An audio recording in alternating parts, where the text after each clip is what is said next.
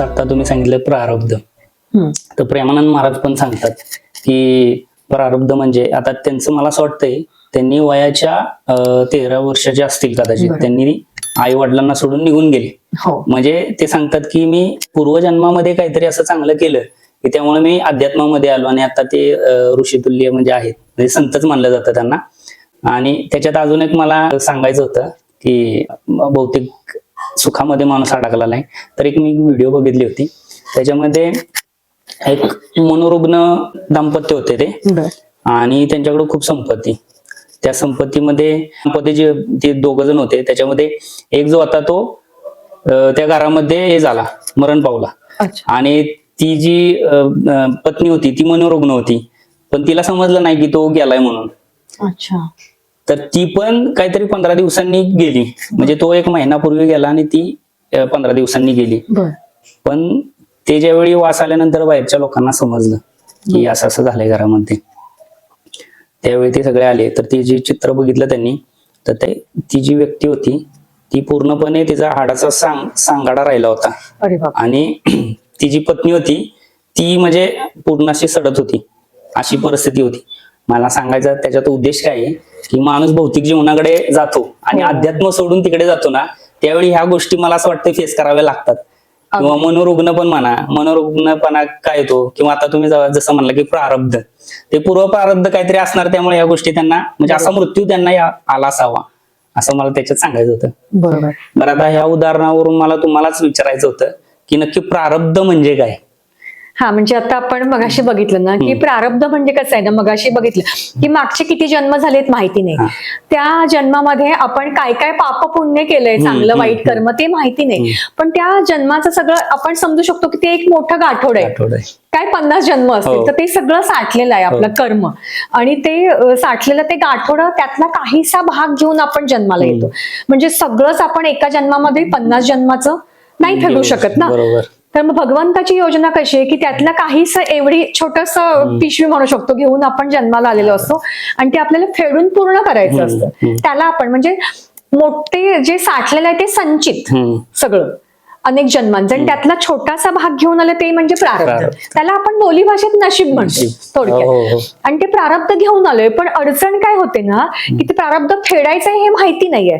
मग आपण घरामध्ये बघतो, आता समजा घरामध्ये एखादा काही प्रसंग झाला किंवा काही वादविवाद होतात ना कुटुंबामध्ये, मग वादविवाद झाले तर तिथे आपलं साधना कळलेली व्यक्ती काय करते की समजा घरातली एखादी व्यक्ती म्हणजे पती समजा चिडलेले आहेत, तर त्या साधना कळली तर आपण काय विचार करतो की आज आपल्या प्रारब्धामध्ये हे भांडण आहे, तर आपण थोडस शांत राहूया, संयमानं ते सोडवूया आणि थोड्या वेळानं ते संपून जाईल.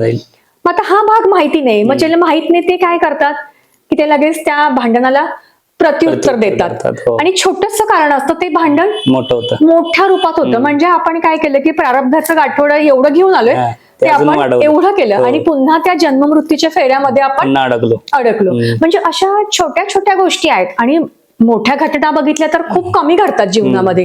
काही आयुष्यामध्ये एक 5-10 मोठ्या घटना घडत असतील, पण रोज आपल्या सांसारिक जीवनामध्ये म्हणा, व्यावहारिक जीवनामध्ये रोज छोट्या छोट्या अनेक घटना घडत असतात.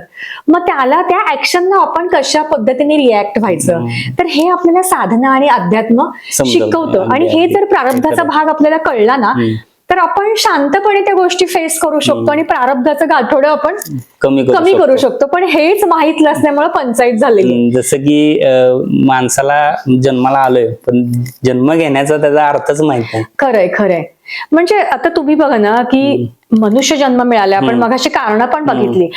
मग आता पक्षी, प्राणी, वनस्पती यांना हा पण जन्म आहेच ना. हे सगळे जन्म घेऊन आपल्याला नंतर मनुष्य जन्म मिळालेला असतो, ह्या योनींमधून आपण आलेलो असतो.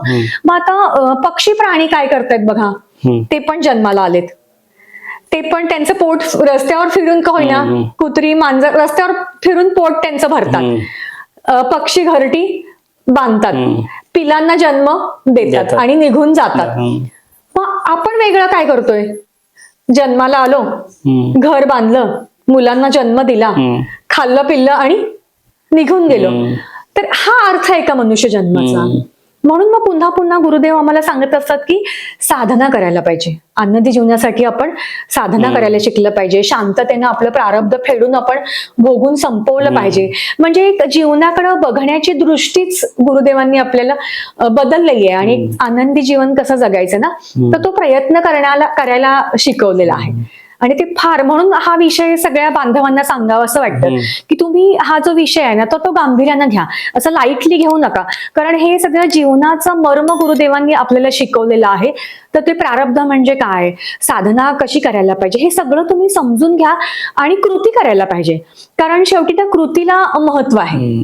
कारण नुसतं आपण सांगणं बोलणं ह्याला, ऐकण्याला फक्त 2% महत्व आहे आणि कृतीला 98% महत्व आहे. नाहीतर मग कसं हे अनंताचं ज्ञान आहे, हे सगळं न संपणार आहे. पण जसं ज्ञानेश्वर माऊली म्हणतात ना, एक तरी ओवी अनुभवावी, तसं हे अनुभवणं महत्वाचं आहे. साधना करून अध्यात्म जगणं महत्वाचं आहे. तुम्ही सांगताय की साधना, पण आपण कुठली पण गोष्ट करून बघतो की आपण हे अनुभवली पाहिजे. आपण साधना करून अनुभवली पाहिजे ना, की नक्की त्याचा काय फायदा होतोय ते पण घ्या करून. बरोबर. आता तुम्हाला प्रश्न पण पडला असेल की नेमकी साधना कोणती करायची. कारण मगापासून आपण म्हणतो साधनेचे फायदे काय नक्की. कारण मगापासून आपला विषय चाललाय की अध्यात्म गरजेचं आहे, दुःख निवारणासाठी साधना गरजेची आहे.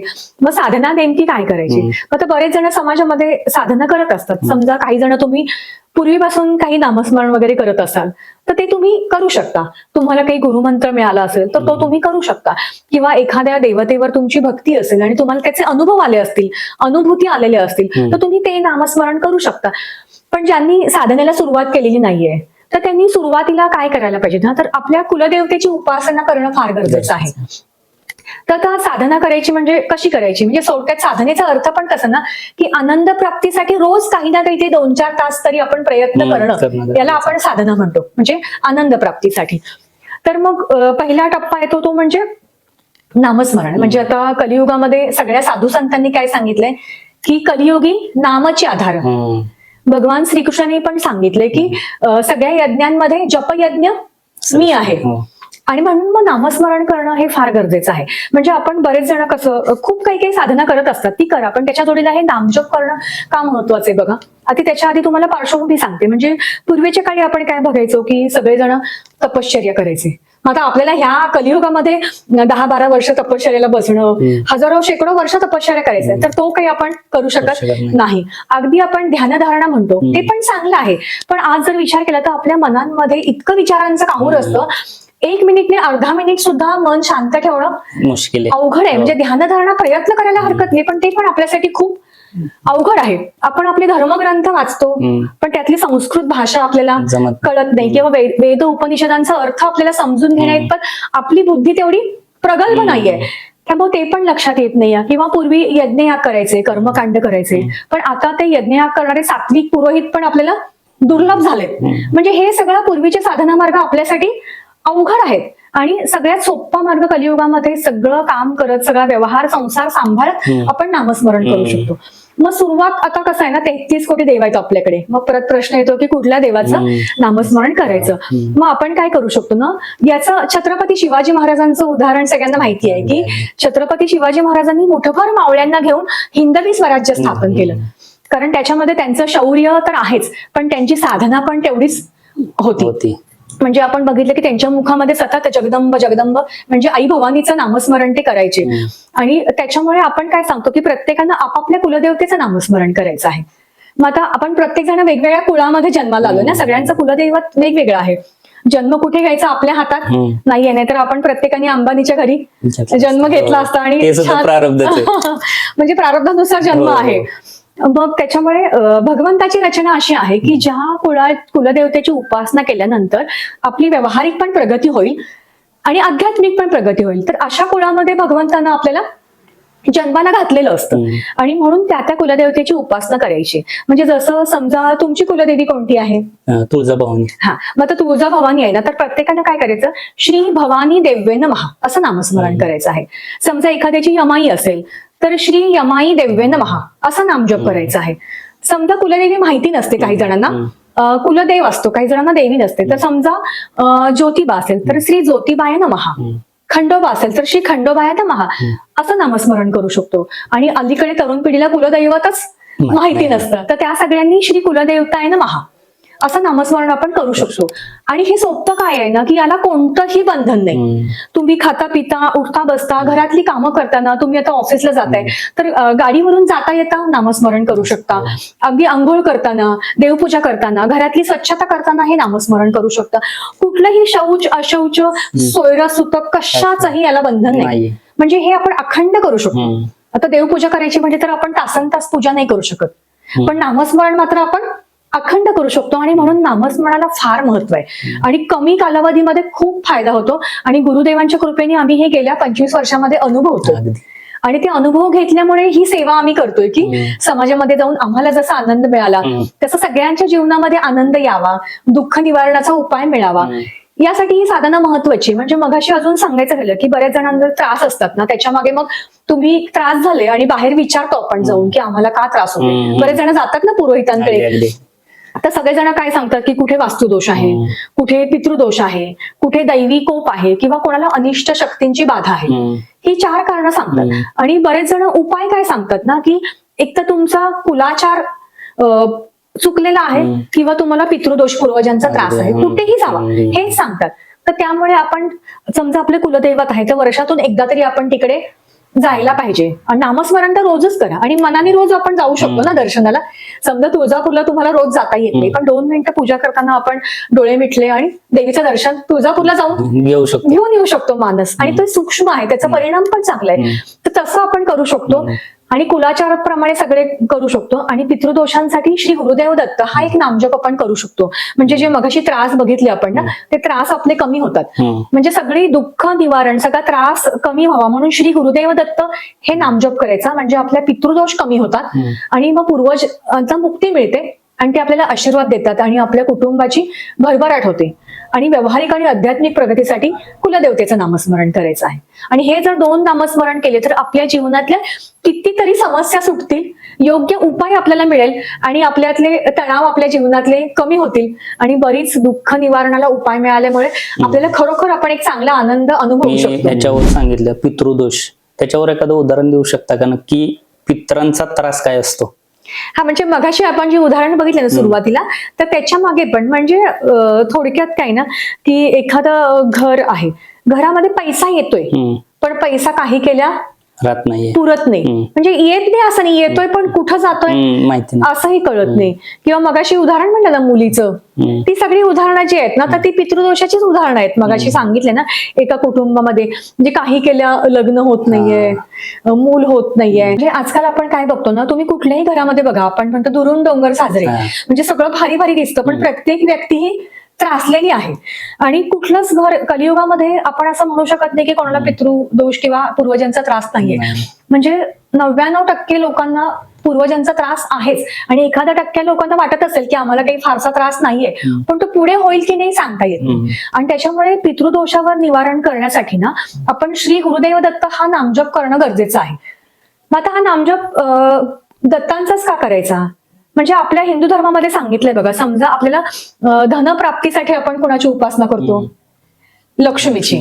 म्हणजे किंवा बुद्धी आपल्याला हवी आहे तर आपण गणपतीची उपासना करतो. विद्या आपल्याला पाहिजे असेल तर आपण सरस्वतीची करतो. तसं प्रत्येक देवतेचं एक एक कार्य आहे आणि वैशिष्ट्य आहे. तसं आपल्या पूर्वजांचे त्रास जाण्यासाठी म्हणजे गुरुदेव दत्तांचं कार्य काय की आपल्याला पूर्वजांचा त्रास दूर करणं हे त्यांचं कार्य आहे. आणि त्याच्यामुळे तोच नामजप करणं गरजेचं आहे. म्हणजे जसं आपल्याला आजार आहे तर तेच औषध आपण घ्यायला पाहिजे. मग आता औषध किती घ्यायचं तर आजारानुसार. म्हणजे एखाद्याला खूप त्रास आहे, एखादं घर आपण म्हणजे बघू शकतो, आपल्या जीवनाचं पण आपण निरीक्षण करू शकतो. एखाद्या घरामध्ये प्रचंड त्रास आहे तर त्या व्यक्तीनं 4 ते 6 तास श्री गुरुदेव दत्त नामजप केला पाहिजे. एखाद्याला मध्यम त्रास असेल तर त्यांना 2 ते 4 तास नामजप त्याचा झाला पाहिजे. आणि एखाद्याला अगदी कमी त्रास आहे तर त्याचा किमान 2 तास तरी जप झाला पाहिजे. कारण आता कलियुगामध्ये सगळ्यांनाच हा त्रास आहे. आता पितृदोष म्हणजे नेमकं काय ना, मला एक त्याच्यात विचारायचं होतं. नामजप हा चालता बोलता केला तर चालेल का, किंवा बसूनच केला पाहिजे? हा, म्हणजे चालता बोलता केलं तरी चालू शकतं, पण आता कसं आहे ना की त्रासाची तीव्रता वाढलेली आहे. त्याच्यामुळे शक्यतो सुरुवातीला तरी ना श्री गुरुदेव दत्त हा नामजप अर्धा 1 तास तरी बसून करा.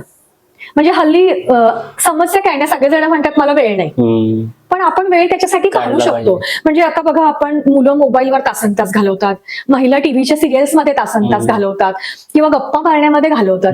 तर आपल्या आनंदासाठी आहे, आपल्या कल्याणासाठी आहे. तर हा वेळ आपण पहाटे जरा अर्धा तास लवकर उठू शकतो, रात्री झोपताना अर्धा तास थोडंसं टीव्ही बंद करून जप करू शकतो, आणि अगदी सकाळी अर्धा तास किंवा म्हणजे आपण कशा पद्धतीने जपाचं नियोजन करायचंय ना, तर आपल्या नियोजनाप्रमाणे आपण ठरवू शकतो आणि तसा आपण रोज जप करायला सुरुवात करूया. कारण आपण स्वतः हे अनुभवलं पाहिजे. आता साखर किती गोड आहे, पेढा गोड आहे, पण मी खाल्ल्याशिवाय मला कळणार नाही. तसं तुम्ही स्वतः नामस्मरण करा आणि अनुभूती घ्या, आणि तुम्ही आम्हाला कमेंट्स मधून पण कळवू तर शकता. झालं आपलं. त्याच्यामध्ये सगळ्यात महत्वाचा प्रश्न म्हणजे आनंदी कसे राहावे. हा, हाच सगळ्यात महत्वाचा प्रश्न आहे, आणि त्यासाठीच आपण आजचा पॉडकास्ट केलेला आहे. म्हणजे आता आपल्याला जो विषय बघितला त्याच्यातून लक्षात आलं असेल की पहिल्यांदा आपण आपल्या दुःखाची कारणं बघितली. मग दुःखाच्या कारणांमध्ये लक्षात आलं की 80% कारणं ही आध्यात्मिक आहेत. त्याच्यावर आपण साधना समजून घेतली, आणि साधना म्हणजे कोणतं नामस्मरण करायचं हे समजून घेतलं. म्हणजे काय, समजा तुम्ही कुलदेवतेचं नामस्मरण केलं तर आपली व्यावहारिक आणि आध्यात्मिक प्रगती होणार आहे. व्यावहारिक प्रगती मिळाली की आपल्याला आनंदच मिळणार आहे ना, म्हणजे सुख समाधान. आणि त्याच्यानंतर पितृदोष बघितला, पूर्वजांचे त्रास, म्हणजे आपल्या जीवनातले दुःख दूर झाले तर काय होणार आहे, आपले त्रास कमी होणार आहेत. त्रास कमी झाले तरी आपलं जीवन आनंदाकडेच मार्गक्रमण करते ना, त्याच्यामुळे साधना करणं महत्वाचं आहे. म्हणजे ही दोन्ही नामस्मरण केली तर आपल्या दुःख निवारणाचा उपाय आपल्याला मिळणार आहे, आणि आपलं जीवन आध्यात्मिक किंवा आनंदमय व्हायला ह्याची खूप मदत मिळणार आहे आपल्याला. त्याच्यामुळे तुम्ही जास्तीत जास्त मनोभावे ही साधना करा, उपासना करा, तणावमुक्त व्हा आणि आनंदी व्हा, असं मला या माध्यमातून सांगायचंय. त्याच्यामुळे सगळ्यांनी आजचं जे नामस्मरण ऐकलं ते तुम्ही अवश्य वेळ काढून करा आणि आपलं जीवन आनंदी करा, एवढंच आज सांगायचं आहे. धन्यवाद. धन्यवाद. तर ताईंनी आपल्याला खूप वेळ दिला, आणि साधना म्हणजे काय, नामजप म्हणजे काय, प्रारब्ध म्हणजे काय, आणि शेवट जाता जाता सांगितलं की आनंद कसे राहावे. तर ताईंचे खूप खूप आभार. वेळ देऊन चांगला हे समाजापर्यंत पोहोचणं खूप गरजेचं होतं, म्हणून आजचा पॉडकास्ट घेतला. ताईंनी वेळ काढून दिला, त्यांचे खूप खूप आभार. धन्यवाद. तुम्ही पण सेवेची संधी दिली त्याबद्दल आभार. धन्यवाद.